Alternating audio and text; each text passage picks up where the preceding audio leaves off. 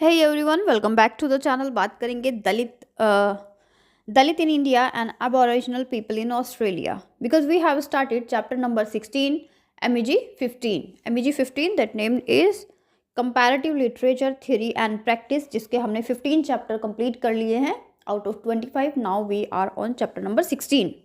ठीक है, चैप्टर 16 में कुछ स्टूडेंट इसलिए कंफ्यूज रहते हैं कि कौन सा चैप्टर है, कौन सा ब्लॉक है। सी, अगर आप इतना क्लियरेंस देने के बाद भी आपको कंफ्यूजन हो रही है तो इसका एक ही मतलब है कि आज तक आपने किताब उठा के नहीं देखा है, ना ही आपने सिलेबस कहीं लिखा हुआ है। क्योंकि हर एक वीडियो को स्टार्ट करने से पहले मैं आपको यूनिट, ब्लॉक, चैप्टर सब बताती हूँ। अगर मैं आपको चैप्टर 16 बता रही हूँ और उसके बाद भी मैं कमेंट सेक्शन में देखती हूँ एक दो स्टूडेंट ये कहते हैं कौन सा चैप्टर 16 कौन से ब्लॉक में है। देखिए, सबसे पहले आप सिलेबस लिखिए। If you write the syllabus then definitely you get that कि चैप्टर 16 क्या है, चैप्टर 15 क्या है। एक एक चीज़ क्लियरेंस के साथ मेरी वीडियोस में होती है, तो उसमें कंफ्यूज होने का कोई मुद्दा नहीं होता है। कंफ्यूज आप हो रहे हैं तो आपको मेरी बात बुरी ज़रूर लगेगी, बट इसका एक ही रीज़न है कि ना तो आपने किताब उठाई है कभी और ना ही आपने सिलेबस को आज तक लिखा है। आप चाहे चैनल से पढ़िए, वीडियो से पढ़िए, बट एटलीस्ट आपको एक पेज में सिलेबस को लिख लेना है कि चैप्टर 1 क्या बोल रहा है, 2 क्या बोल रहा है, 3 क्या बोल रहा है, 4 क्या बोल रहा है। इस तरीके से आपको पता तो होना चाहिए। ठीक है, नाउ इससे पहले हम काफ़ी कुछ डिस्कस कर चुके हैं शैले मॉर्गन के बारे में। तो शैले मॉर्गन के बारे में मैं आपको बता दूं, ये जो माय प्लेस ऑटोबायोग्राफी है इनकी, शैले मॉर्गन की, and she belongs from aboriginal people of Australia. Unlike other aboriginal women writing, the autobiography reveals the concern of outshot and civilization, white civilization, और इनका जो डिफरेंसेस था वो सब दिखाया गया है इसके अंदर। These life writing present the steps aboriginal women have their taken the survival within include the frankness and their desire to experience order। इनके जो डिफरेंसेस थे ये सारी चीज़ें इसके अंदर बताई गई हैं। एबोरिजिनल पीपल ने बहुत सारे रेशियल डिस्क्रिमिनेशन को फेस किया। वो अपनी ट्रेडिशनल सेरेमनीज नहीं मना सकते थे, ट्रेडिशनल लैंग्वेज नहीं बोल सकते थे।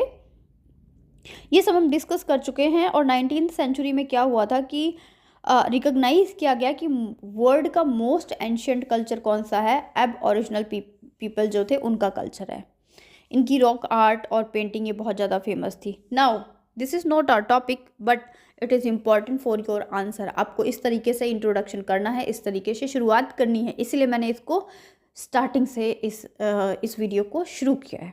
ठीक है, अब क्वेश्चन की बात उठती है कि दलित इन इंडिया और aboriginal people in Australia.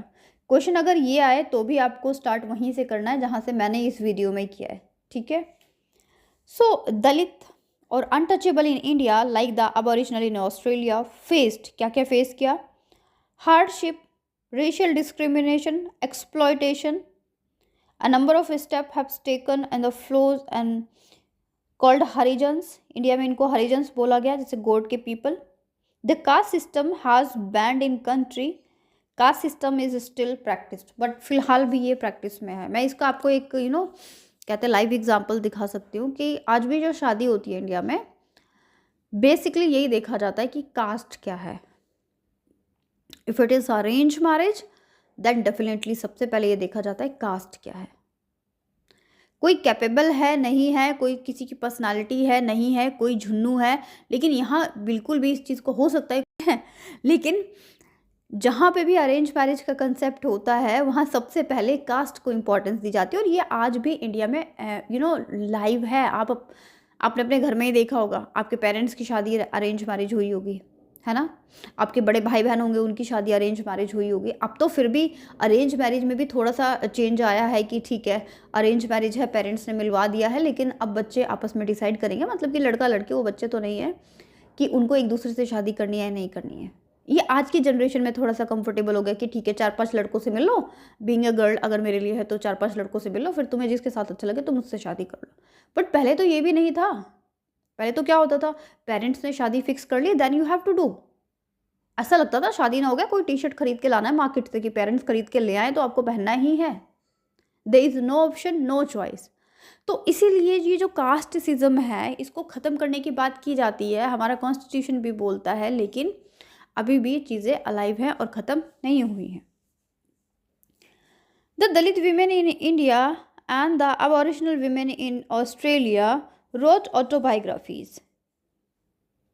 with freedom not to draw the attention of society to their exploitation, क्योंकि कोई भी बात इस चीज़ को नहीं ले रहा है कि किस तरीके से सोसाइटी में उनका एक्सप्लॉयटेशन हो रहा है। इंडिपेंडेंस की बात सब कर रहे थे, चाहे वो ऑस्ट्रेलिया हो चाहे वो इंडिया हो, है ना। इंडिपेंडेंस की बात सब कर रहे थे लेकिन एक्सप्लॉयटेशन की बात कोई नहीं कर रहा था। बट ये जो विमेन राइटिंग उठ के आई, चाहे वो इंडिया में दलित वीमेन हो, जैसे वर्क करक्कू का बामा का वर्क था करक्कू, जो कि तमिल लैंग्वेज में लिखा गया था, या फिर शैले मॉर्गन का वर्क माई प्लेस। और इससे पहले हमने जो डिस्कस किया था चैप्टर नंबर 15 में, आई थिंक चैप्टर नंबर 15 आपका क्या था, लाइफ राइटिंग को जब हमने डिस्कस किया था, लाइफ राइटिंग में आपका चैप्टर नंबर 15 था अमार जीवन, जो कि रसुंदरी देवी ने लिखा था। तो वो भी ऑटोबायोग्राफी थी, वर्ड्स टू विन, जिसके नाम से पब्लिश हुई थी। उसमें भी इन सारी चीज़ों को इलाबोरेट किया गया। आल्दो जो रसुंदरी देवी का वर्ड्स टू विन था वो एक अपर क्लास फैमिली से बिलोंग करती थी, बट फिर भी जो विमेन की कंडीशन थी वो ख़राब ही थी, ठीक है। तो उसी तरीके से जो शैले मॉर्गन है वो तो एबोरिजिनल राइटिंग लिखा था, उन्होंने एबोरिजिनल पीपल में कंसीडर किया था। सेम एज जो बामा थी, उनका वर्क जो करक्कू है वो भी एक दलित कम्युनिटी से बिलोंग करती थी तमिलनाडु के, उसको उन्होंने बहुत अच्छे से इलाबोरेट किया, अपनी सफरिंग को, अपने पेन को शो किया। तो ये सब जो वर्क हैं ये हाईलाइट करते हैं उस सिचुएशन को, एक उस एक्सप्लॉयटेशन को, उस डिफरेंसेस को, उस पेन को। और ये जितनी भी चीज़ें मैं आपको बता रही हूँ, then you have to put in your answer. अगर 20 मार्क्स में से आपको 15-16 नंबर तक जाना है ना, तो ये नाम आपको याद रखने हैं और इनके वर्क भी आपको याद रखने हैं। In India Dalit women autobiography started off mainly Marathi and spread in other language. सबसे इंपॉर्टेंट क्या, बामा का करक्कू वर्क, जो कि तमिल लैंग्वेज में लिखा गया। और इसे याद रखना भी थोड़ा आसान है, इसलिए मैं इसको डिस्कस करती हूँ आपके साथ। दलित और एबोरिजिनल्स, ये क्वेश्चन आया था कि कैसे दोनों सेम है, तो दोनों ने सेम फेस किया था। अब एक एक पॉइंट इंपॉर्टेंट है जितना भी डिस्कस हो रहा है। Women is force to submit to the latter's advantage of man and against her wishes. Man को सेटिस्फाई करना है, अपने हस्बैंड को, अपने फादर को सेटिस्फाई करना है। फादर की सारी बातें सुनिए, हस्बैंड की सारी बातें सुनिए without questioning. These are the situation of both Dalit women also and aboriginal women also. The scar goes deep down in the psyche and she can do nothing. Social order and double norms. समाज की कुछ नियम हैं जो आज भी सिर्फ women के लिए बनाए गए हैं। आई डोंट नो एग्जैक्टली ये किसने बनाए हैं, पर जिसने भी बनाए हैं लोग उसको फॉलो कर रहे हैं, because the male have feel strongest from them. दोनों जॉब करते हैं तो आज भी क्या देखने को मिलता है, घर में आने के बाद हस्बैंड आराम से आराम फरमा रहा होता है और वाइफ को क्या करना होता है, किचन में जाके खाना बनाना होता है, रिश्तेदार देखने होते हैं, घर परिवार देखना होता है। वाई? क्योंकि सोसाइटी ने कंस्ट्रक्ट कर दिया है कि विमेन को ये सब करना है, ठीक है। और ये नॉर्म्स बना दिए, रूल्स बना दिए हैं। आप कितनी भी अच्छी जॉब करती हो लेकिन ना, अगर आपने घर में जो चाय नहीं बनाई तो बड़ा बवाल हो जाएगा।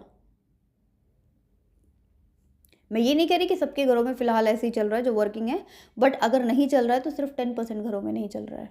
90% घरों में, चाहे लड़की जो विमेन है, जो लड़की है वो वर्किंग हो या ना हो, they have to all household work. Norms के नाम पे, रिचुअल्स के नाम पे दबाना, घिसाना, उनसे काम करवाना, ये सब एक नॉर्मल सी चीज़ है जो आप लोगों ने देखा होगा अपने आसपास। 1 for the white or higher caste women and another for the lower caste। कोई हाई कास्ट वाइट पीपल से परेशान है, कोई अपने लोअर कास्ट से परेशान है। जो अबॉरिजिनल लेडी थी ऑस्ट्रेलिया की, वो वाइट ऑस्ट्रेलियंस से परेशान थी। एंड इंडिया के जो दलित्स थे, they are suppressed by upper caste people. Though illiterate, they are illiterate, helpless and exploited. These women have inner strength, willpower और racial pride. They dare। कौन सी women ने dare किया? ये जिन्होंने ऑटोबायोग्राफी लिखी। हिम्मत की तभी तो लिखी क्योंकि ओरिजिनल चीज़ों को, वो चीज़ें जो सोसाइटी को स्लैप करती हैं, वो चीज़ें जो फैमिली में पेट्रियार्कल सोसाइटी को स्लैप करती हैं, उसको लिखना भी क्या है, एक डेयरिंग वर्क है। They dare to face all hardship and obstacles. Obstacle का हिंदी मीनिंग होता है बाधाएं, जो भी ना कुछ चीज़ें आती है जब आप करते हैं तो आपको रोकने के लिए की जाती है, this are called obstacles. The way to fight it out through most of the women take pride in black and taught to be proud. बहुत सारी वीमेन ने ब्लैक होने पे प्राइड किया और उन्होंने इसको बहुत डेयरिंग तरीके से प्रेजेंट भी किया। Sally Morgan's work my place refuse the name Aboriginal. इन्होंने इस नाम को ही रिफ्यूज करने की बात की, इन्होंने इसको एक्सेप्ट नहीं किया। Daisy always wants to be white and Gladys does not want to Aboriginal. Racial operations create self hatred and self doubt in them. जो जेंडर को लेकर डिफरेंसेस हो रहे थे, रेस को लेकर डिफरेंसेस हो रहे थे, वो क्या क्रिएट कर रहे थे? सेल्फ हेटर्डनेस क्रिएट कर रहे थे, मतलब खुद से ही नफरत करना। And self doubt in them, self hatredness और सेल्फ डाउट उनके अंदर क्रिएट कर रहे थे। किसी को भी अगर आपको सप्रेस्ड करना है, उसके ऊपर ओवर रूल करना है, उसको रिसेसिव बनाना है, तो आप उसके अंदर गिल्ट ला दो that she has made some mistake, या फिर उसके कॉम्प्लेक्शन को लेकर, रेशियल को लेकर, उसके इंटेलिजेंसी को लेकर, उसके प्रोफेशन को लेकर, उसके काम को लेकर, तो आधा तो काम वहीं पे हो जाता है। When you have guilt, self hatredness and self doubt, तो ऑब्वियस सी बात है वो बाहर अवेयर नहीं हो पाते हैं, ना ही उनके इतना डेयर होता है कि अपने आप को एक्सप्रेस करें। Like the low self-esteem and inferior position of Dalit and Aboriginal people as compared to women of higher class. These writings suffers because they have judged by white standard as well as color. इनके work को भी इस standard से जज किया जाता था कि ये किसी वाइट ने वर्क लिखा है या किसी ब्लैक ने वर्क लिखा है। These autobiographies are recollection with the motive. They are not only public record. In them we find the past revisited, and reassured and recognized. They reveals the real history. क्या real history को reveal करता है? Autobiographies.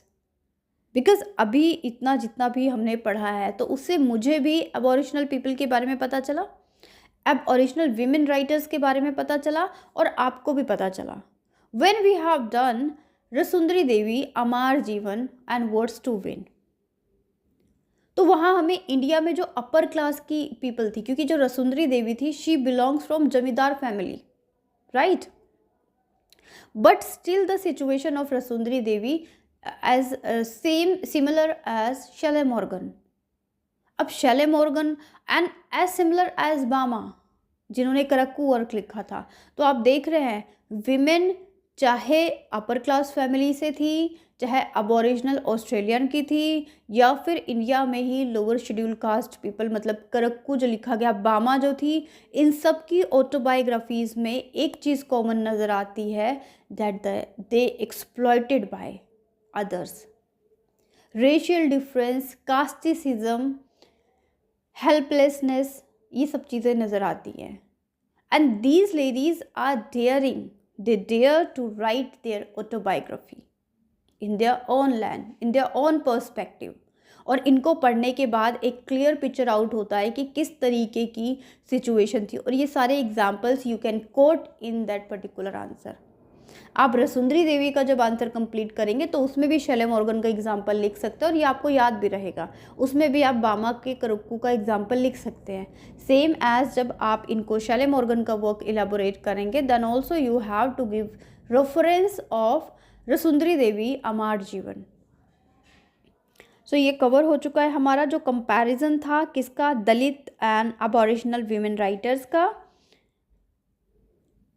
Okay, so next video में एक और video आपकी आएगी जो कि अब ओरिजिनल विमेन राइटर की बात करेगी, इसको डिस्कस कर लेंगे। आल्दो जितने भी क्वेश्चन बने हैं आज तक, इससे पहले जो एक वीडियो आई थी उससे बना है या फिर इस पर्टिकुलर वीडियो से बना है। ये पर्टिकुलर क्वेश्चन आया था आई थिंक 20 या 21 में ये क्वेश्चन आया हुआ है कि कंपेयर करो दलित स्टडी जो कि इंडिया की थी और एबोरिजिनल विमेन राइटिंग की। सो ये जितने भी पॉइंट्स आपको इलाबोरेट किए ये सब आपको लिखने हैं। Thank you so much, stay connected. कोई प्रॉब्लम हो, क्वेरी हो, then you can comment. Thank you so much.